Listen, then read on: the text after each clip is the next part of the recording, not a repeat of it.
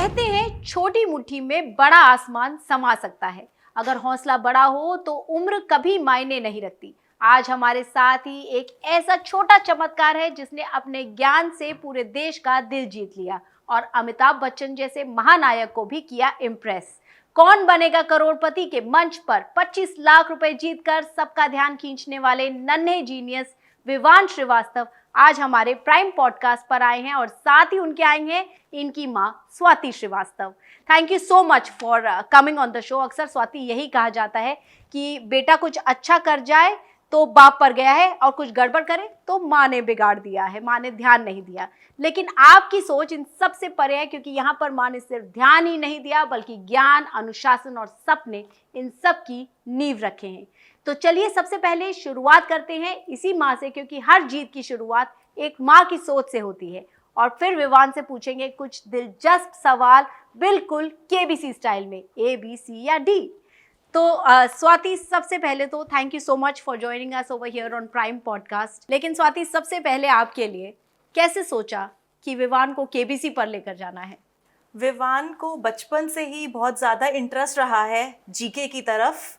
जब वो बहुत छोटा था, आपको एक बात बताती हूँ, शायद नर्सरी में ही था, तब बच्चों को A to Z, A for Apple, B for ball याद होता है, बट विवान को A to Z सारी कंट्रीज के नेम्स और उनकी कैपिटल्स लर्न थी और उसने अपने स्कूल पे स्टेज पे भी वो सुनाया था। वो सिर्फ 5 साल का था, उससे भी छोटा ही होगा। तो शुरू से ही लगता था कहीं ना कहीं इसमें वो टैलेंट है। ज्योग्राफी, स्पोर्ट्स, हिस्ट्री, इन सब में उसकी मास्टरी है। हमारे घर में उसे छोटा गूगल भी कहते हैं। तो चलिए छोटे गूगल से ही हम एक क्वेश्चन पूछ लेते हैं।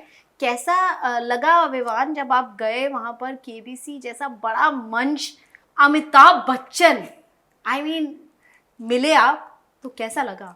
वहाँ पे सेट पे पहुँचते ही वहाँ के सेट की फीलिंग ही नेक्स्ट लेवल की है। वहाँ के लाइट्स, कैमरा, ऑडियंस देख के वहाँ पे गूज़बम्स आ जाते हैं। और केबीसी का आइकॉनिक म्यूजिक जब वो बजता है और अमिताभ सर जब भागते हुए आते हैं, ऐसा लगता है सपना पूरा हो गया है। और जब मैं हॉट सीट पर आया और उन्होंने अपने स्टाइल में, अपनी वॉइस में बोला नमस्ते विवान, ऐसा था कि ड्रीम कम ट्रू है। बहुत अच्छा लगा था। तो विवान, क्या आप एक्टिंग भी करते हो?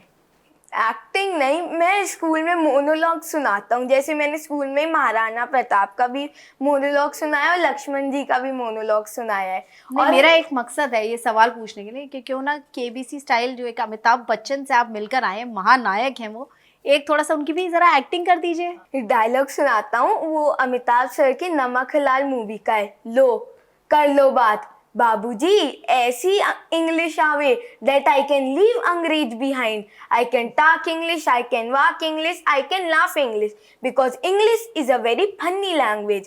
Berang becomes Bero and Bero becomes Berang because their minds are very narrow. क्या बात है विवान। तो हमने ना केबीसी पे बहुत सारे आपके चुलबुले से पल देखे, लेकिन उसमें एक सबसे इम्पोर्टेंट चीज़ निकल कर आई। क्या बता सकते हैं वो क्या है? ए खाना, बी खाना, सी खाना, डी खाना। तो क्या विवान एक फूडी है स्वाति? विवान एक अल्टीमेट फूडी है। Any time of the day Vivaan को भूख किसी भी वक्त लग सकती है। विवान किसी भी टाइम खा सकता है pizza, burger and non veg उसका फेवरेट है, और वो भी जो उसके पापा बनाते हैं। अच्छा, पापा तो आज आए नहीं हैं आपके साथ में। तो वैसे ये डिसीजन किसका था, मम्मी आएंगी या पापा आएंगे, क्या हुआ? ऐसा कोई डिसीजन नहीं था, मम्मी साथ में आती है ज्यादातर। तो मम्मी आनी चाहिए थी यहाँ पर। ठीक है, तो अब मम्मी से ये क्वेश्चन पूछ लेते हैं स्वाति। लेकिन जब फूड की बात होती है कि विवान को ये भी पसंद है, लेकिन एक अनुशासन होता है, ये एक आसान नहीं है बच्चे को इस तरह की तैयारी कराना। और एंड आई एम श्योर आपने बहुत मेहनत करी है इसके लिए। तो खाने का क्या, कैसे आपने विवान के लिए ये सब कंट्रोल किया और आपने क्या डिसाइड किया विवान को क्या मिलना चाहिए? कोई स्पेशल डाइट रखी या कैसे? नहीं, कोई स्पेशल डाइट नहीं है, ऐसे ही। अब तो पूरी नेशन को पता चल गया कि विवान एक फूडी है। अब तो ये बात किसी से नहीं छुपी। बट हाँ, विवान इज अ फूडी, लेकिन कंट्रोल डाइट तो बहुत इम्पोर्टेंट है। तो वो सब हम इसको कंट्रोल करते हैं। स्कूल में टिफिन में इसको हेल्दी ही फूड देती हूँ, ऑल्दो इसका बस चले तो ये रोज पास्ता ले जाए, but pasta is for 1 day in a week। तो ये बाकी पूरा दिन- रहता है, हाँ पूरा रूल्स हाँ, वो rules तो follow फॉलो करते करते हैं। तो दुख है। समटाइम्स तो इधर उधर हो जाता है। तो मम्मी से लड़ाई करते हो कभी कि नहीं ये नहीं, आज मैं ये लेकर हर जाऊंगा? दिन, रात में हर दिन होती है। मैं मम्मी को कहता हूँ मम्मी ब्रेड रोल दे दो, पास्ता दे दो, कुछ अच्छा दे दो, मन कर रहा है। मम्मी कहती है कल ही तो ये लेके गए थे, कल भी लेके गए थे, हर दिन ऐसे करती हैं। और एंड में मुझे मिलती है पराठा सब्जी। पराठा सब्जी हेल्दी। लेकिन हर बार घर में भी पराठा सब्जी। और मम्मी की 2 फिक्स डिशेज हैं, एक भिंडी, दूसरा आलू की कोई भी सब्जी बन, आप पूछ लो हर दिन बनती है वो। ओहो या स्वाति, lunch यहाँ या तो dinner। कंप्लेन हो रही है पूरी। लेकिन मम्मी को आप कितना क्रेडिट दोगे इसमें जो आपने आज हासिल किया, आप जहाँ पर जिस मुकाम पर आप हो, आप कितना क्रेडिट दोगे? 70%, क्योंकि मम्मी की वजह से मैं वो, वरना मैं ऐसे, मुझे पढ़ाई में मम्मी पढ़ाती हैं, मैथ्स साइंस, मम्मी घर पे मैथ्स में भी हेल्प करती हैं, हाफ ईयरली जब आते तो मम्मी साथ में बैठ के पढ़ाती है, तो मम्मी का ही है ये सब। तो सारा क्रेडिट मम्मी का है। और पापा का कितना रोल है? पापा ज़्यादातर स्पोर्ट्स के बारे में चीज़ें बता देते हैं, ऐसे क्रिकेट के बारे में। रात में मैं और मेरे पापा हमेशा एक गेम खेलते हैं, हम दोनों अपनी क्रिकेट की एक ड्रीम टीम बनाते हैं, और वो उसके बारे में फिर हम कंपेयर करते हैं कि किसकी टीम बेटर है, गूगल पे सर्च करते हैं कौन सा प्लेयर बेटर है, चैट जीपीटी पे करते हैं, फिर एंड में जिसकी टीम जीतती है अगले दिन हम उसकी चॉइस का गेम खेलते हैं। जी, कमिंग बैक टू केबीसी, लेकिन स्वाति विवान को कैसा लगा? उसने बताया कि उसको गूज बम्स हुए थे, आपको कैसा लगा? केबीसी के सेट का एक्सपीरियंस तो वर्ड्स में एक्सप्लेन ही नहीं करा जा सकता है। वहाँ की लाइट्स, वहाँ की वाइब्स, वहाँ का कैमरा, वो बैकग्राउंड म्यूजिक, और सबसे ऊपर अमिताभ सर को देख के तो वहाँ की ऑडियंस का ना जोश ही अलग हो जाता है। जैसे ही वो भागते हुए आते हैं, पूरे स्टूडियो का एक्साइटमेंट लेवल ही डिफरेंट होता है। और उन्होंने जब विवान हॉट सीट पर आया और उन्होंने मुझे बोला नमस्कार विवान की माता जी हमारे साथ है, उस दिन तो मुझे लगा कि मेरा सपना, पता नहीं कौन से जन्मों का सपना था जो पूरा हो गया। अमिताभ सर मेरा नाम ले रहे थे जब, और आपके बेटे ने आपका वो सपना पूरा किया। वो भी छोटे से 10 साल के बेटे ने मेरे सपने में भी नहीं सोचा था कि ये सपना कभी पूरा होगा। और विवान, आपने जब तैयारी करी केबीसी की, कितने राउंड्स हुए और कैसे तैयारी करी? आप सब जानना चाहते हैं कि कितने सारे लोग होते हैं वहाँ पर जो अप्लाई करते हैं। How did you get through? हम रेगुलरली केबीसी को फॉलो करते हैं। रजिस्ट्रेशन के कुछ 1 मंथ बाद पापा के फ़ोन पे कॉल आया कि मैं मुंबई में ग्राउंड ऑडिशंस के लिए सेलेक्टेड हूँ और हमें उसके डे आफ्टर टुमारो मुंबई आना है। और वो इतने शॉर्ट नोटिस पे कॉल आया था, तो हमने जल्दी से प्लानिंग की, फ्लाइट्स और होटल बुक किए और हम मुंबई चले गए। वहाँ पे मैम आप बिलीव नहीं करोगे, इतने सारे बच्चे आए हुए थे। वहाँ पे लोग तो सुबह की 4 बजे से लाइन बना के उधर खड़े हो गए थे। वहाँ पे रजिस्ट्रेशन में हमें 2 से 3 घंटे लग गए। उसके बाद मेरे से रिलेटेड उन्होंने हमें ब्रीफ किया कि क्या क्या होगा। उसके बाद मेरे से रिलेटेड एक बुकलेट भरवाई उन्होंने, जिसमें मेरी लाइकिंग्स मैम इतनी मोटी बुकलेट थी, मेरे हाथों में दर्द हो गया लिख के। और कुछ तो ऐसे क्वेश्चंस थे जो मैं रिवील ही नहीं करना चाहता था। ऐसे कौन से सीक्रेट क्वेश्चन थे? उन्होंने आपका था कि कुछ ऐसे सीक्रेट्स जो आपने आज तक किसी के साथ शेयर ना करे, कौन से हैं? और हमारे भी सीक्रेट्स ही नहीं रहे क्योंकि वो बुकलेट में आ गए थे। इसलिए वो सीक्रेट, आप एक सीक्रेट शेयर कर दीजिए। मैं किसी को बताना नहीं चाहता था कि भाई मुझे घर पे छोटा भालू और पांडा बुलाता है। मैंने बुकलेट में वो लिख दिया और वही हो गया। अब सबको पता चल गया और वही वायरल हो गया। अब हर कोई क्लास में स्टार्टिंग में कहते छोटा भालू इधर आ, छोटा भालू उधर आ। जब एपिसोड टेलीकास्ट हुआ, उस दिन जब मैं स्कूल गया, ऊपर चढ़ गए मेरे छोटा भालू की जय। अरे मुझे तो लगा कि क्लैप करके एकदम स्टैंडिंग ओवेशन देते हुए आपका स्वागत हुआ होगा। ये क्या हो गया? ये तो ट्विस्ट हो गया एकदम स्टोरी में। तो सबसे पहले आपने ऐसे बुकलेट भरी, फिर उसके बाद उसके बाद जीके टेस्ट हुआ था। उसमें बहुत सारे बच्चे उसमें से शॉर्टलिस्ट हुए थे, कुछ बच्चे पर्सनल इंटरव्यू के लिए। उसमें से जिन बच्चों का जीके टेस्ट क्लियर नहीं हुआ था वो वहीं से वापस चले गए थे। तो बच्चे जो शॉर्टलिस्ट हुए थे उसमें उनका पर्सनल इंटरव्यू हुआ था। वहाँ पे मैं पहली बार कैमरा के सामने बैठ के किसी से बात कर रहा था। वो पूरी प्रॉपर रिकॉर्डिंग थी, पूरे एक रूम को स्टूडियो में बना रखा था। एक सर और एक मैम उस बुकलेट से रिलेटेड ही क्वेश्चंस पूछ रहे थे और मेरा पर्सनल इंटरव्यू तो बहुत अच्छा गया था और उसमें जीके के भी कुछ क्वेश्चंस थे। तो मैं पर्सनल इंटरव्यू बहुत अच्छा गया, मैं कॉन्फिडेंट था कि मेरा होगा, लेकिन फिर भी थोड़ा सा होता है कि कॉल नहीं आई, श्योरिटी नहीं थी। लेकिन उसके 1 वीक बाद उन्होंने हमें बताया था कि अगर होगा तो कॉल आ जाएगी। मैम मैं आपको एक चीज़ बताना चाहता हूँ, हम उधर सुबह के 7 o'clock पहुँचे थे और हम वहाँ से कुछ अराउंड 7:30 निकले शाम के। 12 आवर्स ऑलमोस्ट। 12 hours। और इतनी भीड़ थी, वो देख के लगा कि विवान क्या होगा इतने सारे वहाँ बच्चों पे में, मैं कोई registration स्कोप की है भी कि लाइन में ही नहीं। सोचता रह गया, इतने सारे बच्चों में से कंपटीशन है, इतने से बच्चे निकलेंगे, Nervousness थी। क्या हो, बहुत एंजाइटी और नर्वसनेस थी। मैं सोच रहा था अरे यार इतने बच्चे आ गए, मुझे तो लगा था कम बच्चे आएंगे।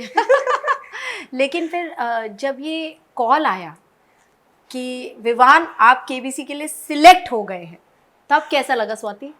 मतलब एक तो ना जैसे वो अनबिलीवेबल मोमेंट होता है ना, ट्रस्ट ही नहीं हुआ, सच में ऐसा हुआ है। हाँ। मतलब जब इसका इंटरव्यू हुआ था, इसने आके बताया, ये एकदम भागता हुआ मेरे पास आया था, मम्मा बहुत अच्छा इंटरव्यू हुआ मम्मा। वहाँ पे जो सर और मैम थे वो तो पूरा टाइम मेरी बातों पे हंसते ही रहे, बहुत अच्छा हुआ।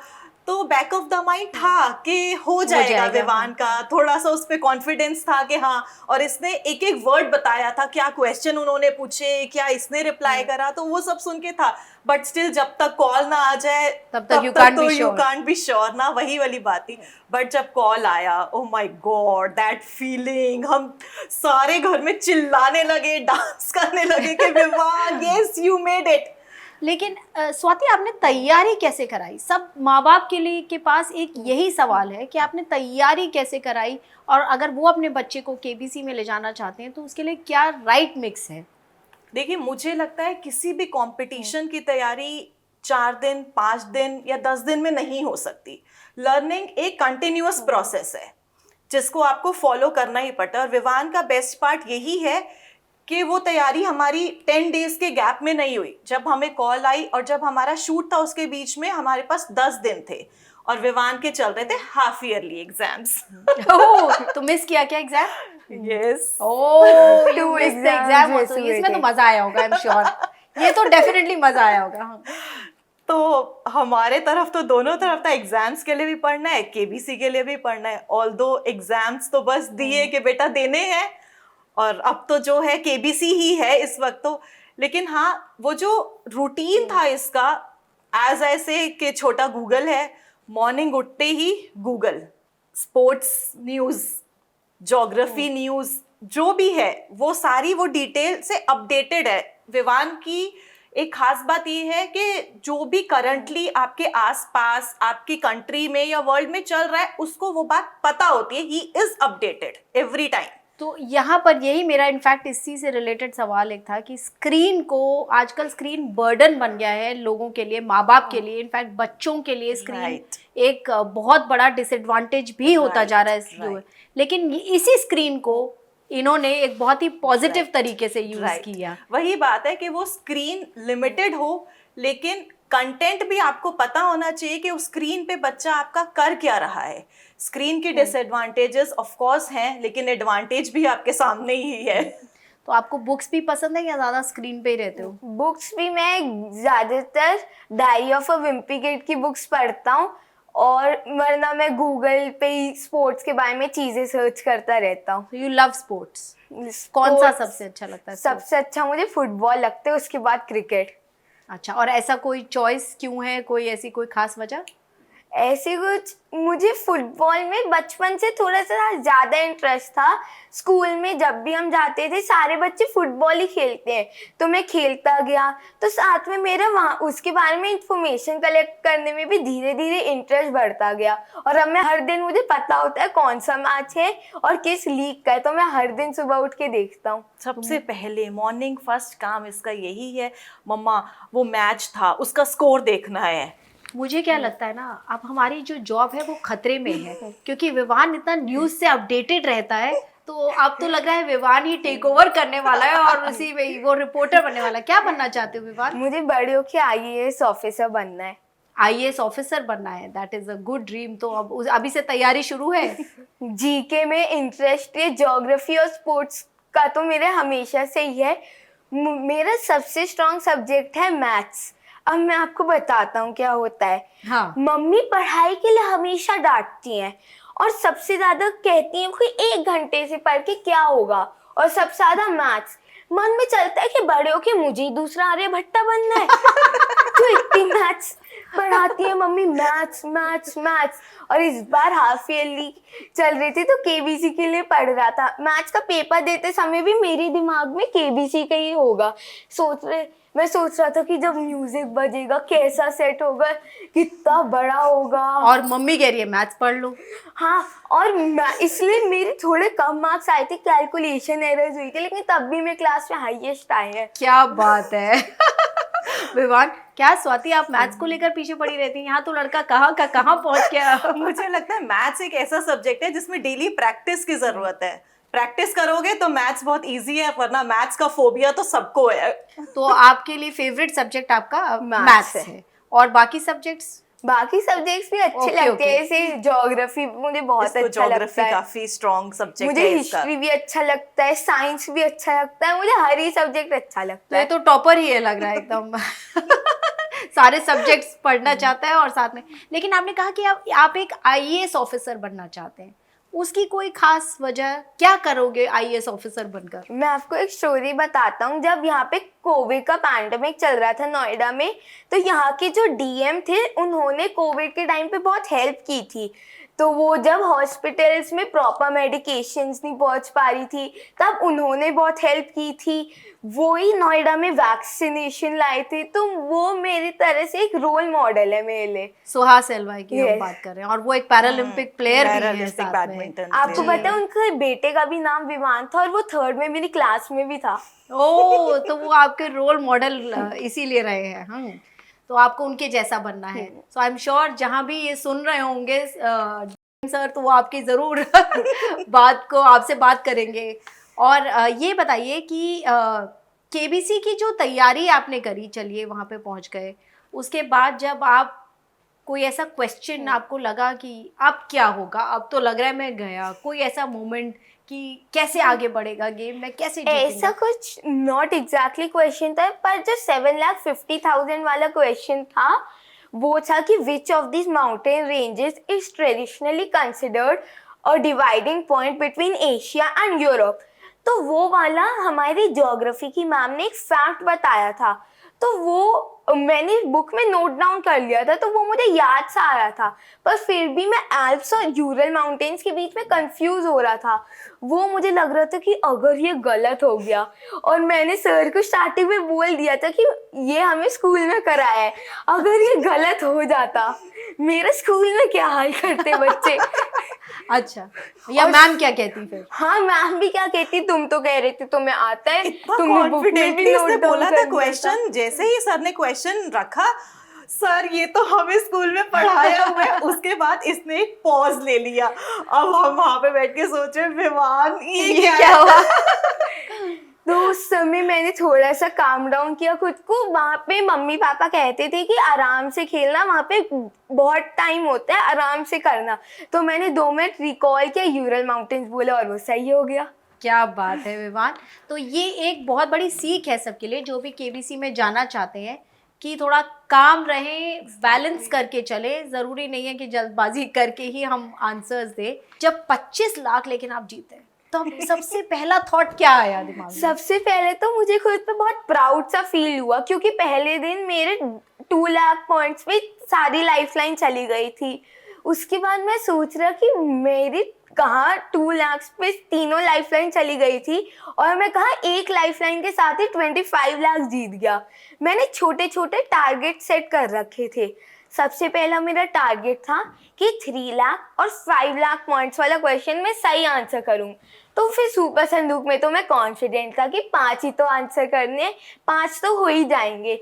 तो मैंने सुपर संदूक में किया और हमने सोचा हुआ था कि एक्सपर्ट वाली लाइफलाइन रिवाइव करके 7,50,000 तो हम उसके बाद जीत ही जाएंगे लाइफलाइन लेके। लेकिन फिर मुझे क्वेश्चन आया 7,50,000 वाला, 12,50,000 वाला भी और फिर 25 लाख में मैंने लाइफलाइन ले दी। तो उसमें मेरी सारे टारगेट्स भी अकम्प्लिश हो गए थे और मैं अच्छा प्राइज मनी भी जीत के गया। क्या बात है विवान, जिस तरह से विवान बता रहे हैं कि टारगेट सेट किए। स्वाति, ये तो आपके लिए सवाल है, कैसी ट्रेनिंग दी है? यहाँ तो बड़े बड़े फेल हो जाते हैं, कुछ बताइए, सारे पेरेंट्स के लिए ये तो जरूरी है जानना। नहीं, एक्चुअली क्या हुआ था, डे 1 पे विवान की तीनों लाइफलाइन चली गई थी और वो क्वेश्चंस बहुत सिंपल भी थे, इसको आंसर्स पता भी थे। लेकिन वही होता है कि कुछ बच्चे लाइफलाइन ना यूज करने की वजह से गेम से आउट हो गए थे। तो हमने विवान को यही बोला था हम लोगों ने कि विवान 10% भी डाउट हो, take a lifeline instead of game से ही बाहर होने के बजाय तुम गेम में रहोगे एटलीस्ट। तो इसने तो तीनों ही लाइफलाइन ले ली। फिर नेक्स्ट डे अब जी, because he was a roll over candidate, तो अब नेक्स्ट डे शूट होना था वो। तो उस दिन इसको यही कहा कि बेटा हमारे लिए तुम्हारा यहाँ पर पहुँचना ही बहुत बड़ी अचीवमेंट है, प्राइज मनी मैटर नहीं करती है। जो मैटर करता था कि तुम हॉट सीट पर आए, अमिताभ सर के साथ तुम बैठे, उनसे बात करी। अब अच्छा गेम खेलना आता होगा वेल एंड गुड, नहीं आता होगा रिस्पेक्टफुली क्विट कर लेना, कोई बात नहीं, बट बस अपना नर्वसनेस नहीं दिखानी है, बिल्कुल भी एकदम शांत होके बिल्कुल शांत दिमाग से खेलना है। और उधर सर भी एटमॉस्फेयर इतना लाइट क्रिएट कर देते हैं कि आपको लगता ही नहीं है कि आप एक इतने लेजेंड के साथ बैठे हुए हो, कोई प्रेशर नहीं। तो हाँ, हाँ, बीच कोई में प्रेशर जोक्स नहीं क्रैक होता। कर देते छोटे छोटे, तो हंसी आ जाती है। अगर बहुत नर्वस चल रहा हो, फास्टेस्ट फिंगर फर्स्ट का भी क्वेश्चन चल रहा हो, उससे पहले थोड़ा सा जोक मार देंगे, हंसी आ गई। तो ये होस्ट जो है अमिताभ बच्चन सर, तो फिर अमिताभ बच्चन ही है वो तो कमाल तो होस्ट का ही है। लेकिन आपने कहा कि हमने विवान को बोला कि कोई बात नहीं है, ये बहुत इंपॉर्टेंट है। लेकिन जब विवान ने वो 25 लाख पॉइंट्स और 25 लाख रुपीस हो गया जब वो जीते, तब आपको कैसा लगा? मतलब वो तो एट पार है, उसकी तो वो खुशी तो एक्सप्लेन भी नहीं करी जा सकती है, क्योंकि सोचा भी नहीं था आफ्टर लूजिंग 3 लाइफलाइंस वो वहां तक जाएगा थैंकफुली। पर कहते हैं ना, अच्छी नीयत और मेहनत सच्ची हो तो सपने भी पूरे हो जाते हैं। क्या बात बस है। वही बात थी कि विवान के साथ साथ हमारे सपने पूरे हुए। और आपको अगर वो 25 लाख रुपए मिल जाए, मिल तो नहीं रहे अभी आपको, लेकिन अगर मिल जाए तो आप क्या करेंगे? मैंने पूरे नेशनल टीवी को पता है, पूरे इंडिया को पता है कि अब मुझे खाना बहुत अच्छा लगता है, स्पेशली आइसक्रीम। तो मैं बड़ी होकर एक आइसक्रीम फैक्ट्री भी खोलूंगा, पार्ट टाइम जॉब होगी वो मेरी। अच्छा, आप आइसक्रीम फैक्ट्री खोलेंगे, आप IAS ऑफिसर बनेंगे, आप स्पोर्ट्स पर्सन भी बनेंगे, और मुझे तो लग रहा है आप न्यूज़ एंकर भी बन जाएंगे। तो आप क्या कुछ करेंगे? छोटा सा पैकेट और बड़ा धमाल। मेरा मेन गोल तो IAS ऑफिसर ही बनना है, क्योंकि वो हमेशा से मेरी ड्रीम थी। उसके बाद में बाकी सब तो छोटा है, बाकी सब तो चलता रहेगा, साइड बिजनेस है। नहीं, बिल्कुल बहुत अच्छी बात है। एंड आई होप विवान आप अपने सारे सपने पूरे करें। लेकिन विवान, एक चीज़ होती है कि जब आप इतने बड़े मंच से आते हैं, इतना आपको अटेंशन मिला, एक सेलिब्रिटी की तरह आपको ट्रीट किया जा रहा है, और आप हैं भी एक सेलिब्रिटी, कैसे क्या कोई प्रेशर लग रहा है कि मतलब बहुत सारे लोगों की अब मेरे ऊपर नज़र है, मुझे कैसे बिहेव करना है, मुझे कैसे उठना है, बैठना है, कोई प्रेशर आपको लग रहा है? ऐसा कुछ प्रेशर है ही नहीं। जो लोग मेरी तारीफ कर रहे हैं वो ज्यादातर उन्हें मैं जानता हूँ, उन्हें पता है मैं कैसा हूँ, और मुझे भी मैं ऐसा कुछ प्रेशर होता ही नहीं। अगर आप किसी बड़े मंच पे जाओ आराम से, अब मैं वापस सेलिब्रिटी मोड से वापस नॉर्मल मोड में आ चुका हूँ। स्कूल पढ़ाई तो कुछ ऐसा होता ही नहीं, नॉर्मल तरीके से अब होता है सब कुछ। वैसे भी KBC के सेट से तो हम 2-3 बातें तो बहुत ज़्यादा सीखी है हमने। एक तो अमिताभ सर से मॉडेस्टी, और सिंप्लिसिटी।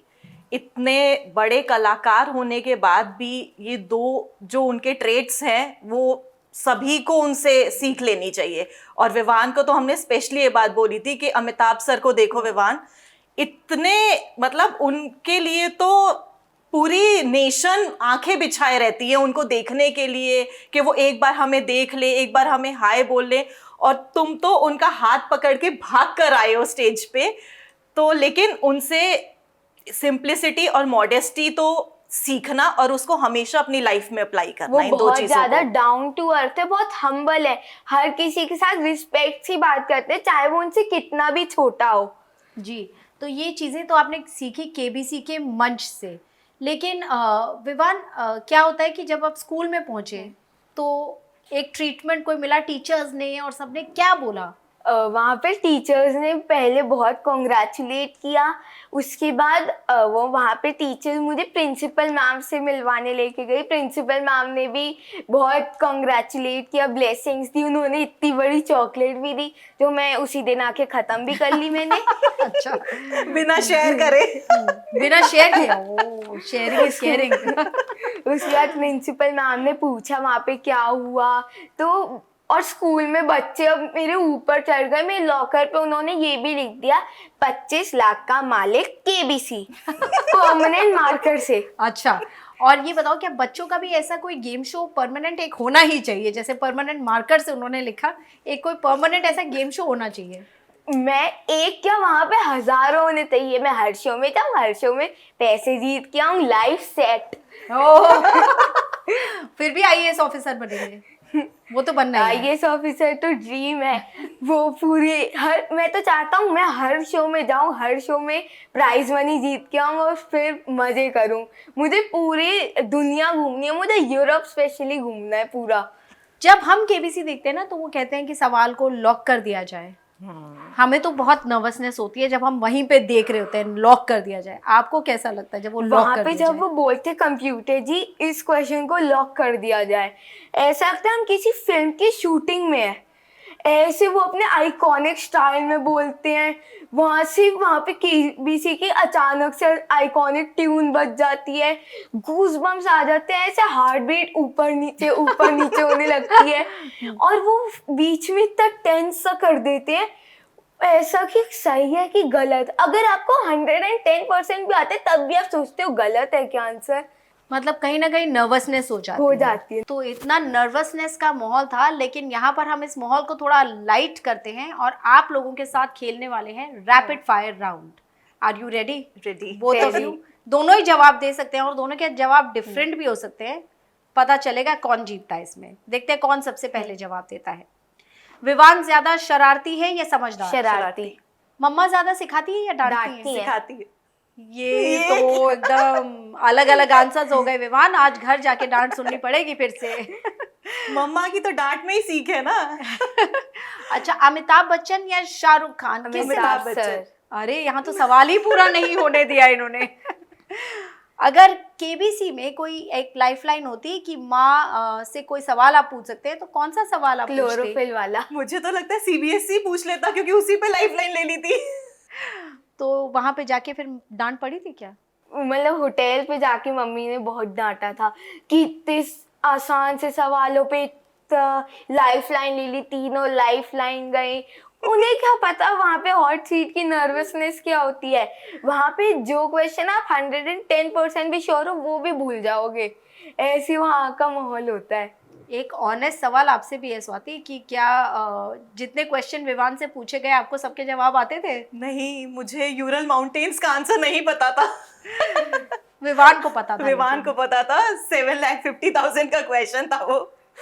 और सबसे लास्ट सवाल, घर में सबसे बड़ा क्विज मास्टर कौन है? मैं। अच्छा, पापा या mummy? Mummy. Mummy.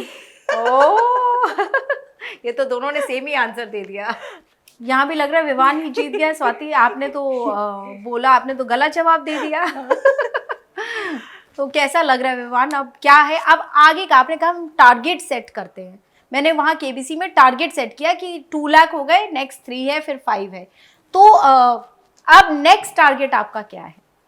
Next target अब मेरा है स्कूल में, हमारे स्कूल में लगातार 3 साल पर स्कॉलर बैच मिलने पे ब्लू ब्लेजर मिलता है, तो मुझे स्कॉलर ब्लेजर मिलता है। हाँ, वो ब्लू ब्लेजर स्कॉलर ब्लेजर होता है, तो मुझे अब वो चाहिए। उसके बाद मेरा है कि मैं 6 इयर्स तक लगातार स्कॉलर बन के उसके मैं गोल्ड मेडल लूँ, जिन्हें भी मिलता है उन्हें गोल्ड मेडल मिलता है। 10th में 95% से ऊपर लाऊं और 12th में भी।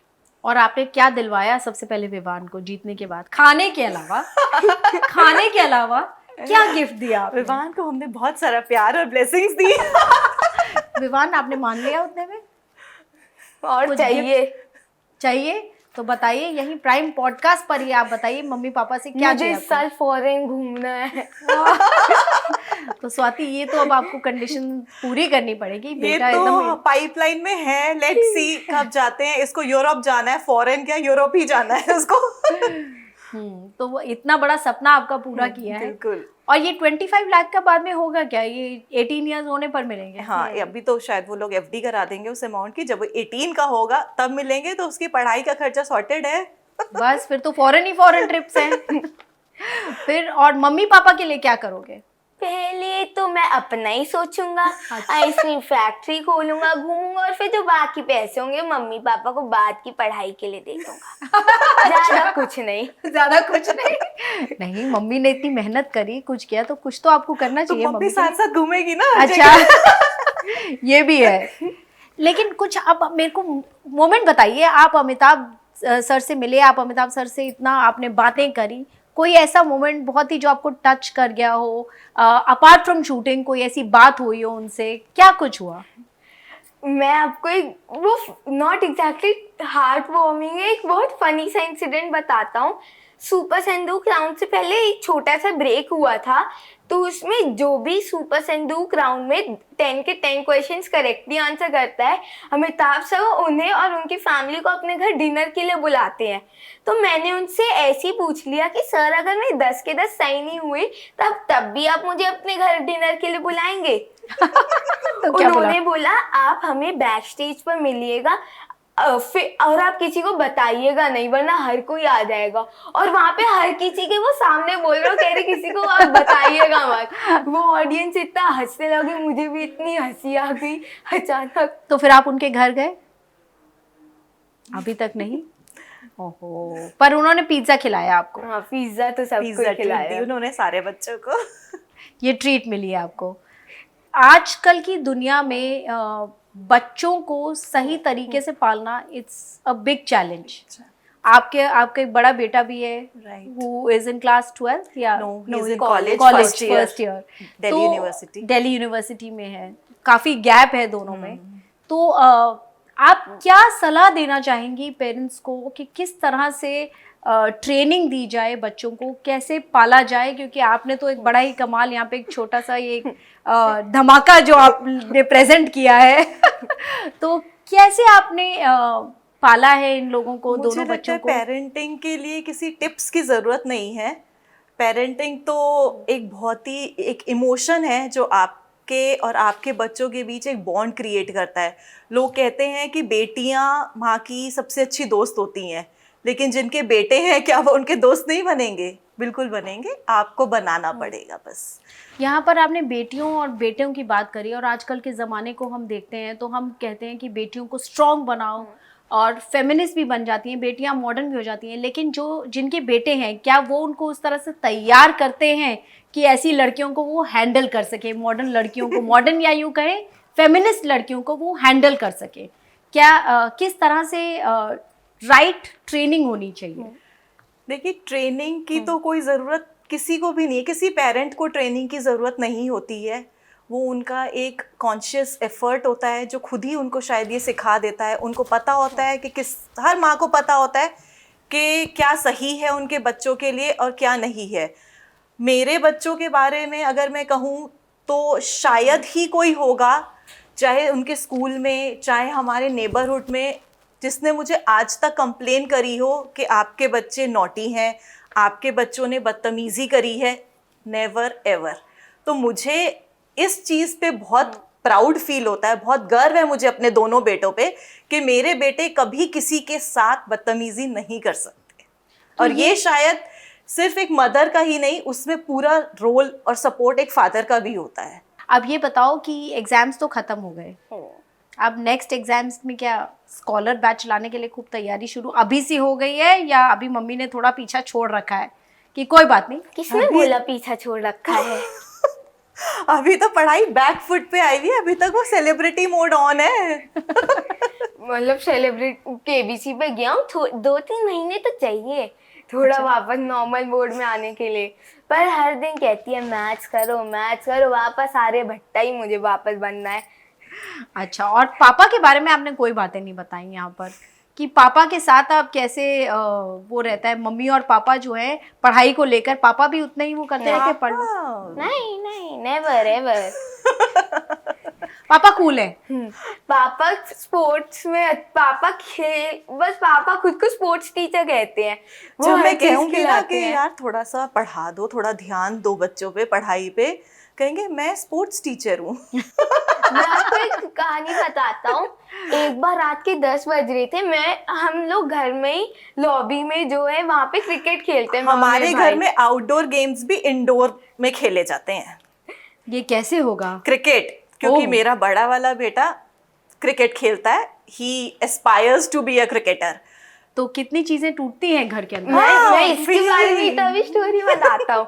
10 बजे मैं और मेरे भाई रात के क्रिकेट खेल रहे, अचानक से मैंने एक शॉट मारा, वो उससे पहले थोड़ी सी आर्ग्यूमेंट हो गई कि आराम से डाल, मैंने गुस्से में एक तेज शॉट मारा, वॉल क्लॉक टूट गई। फिर क्या हुआ? मम्मी ने इतना डांटा, मारा नहीं? और उसके बाद पापा स्पोर्ट्स टीचर कहते हैं खुद को।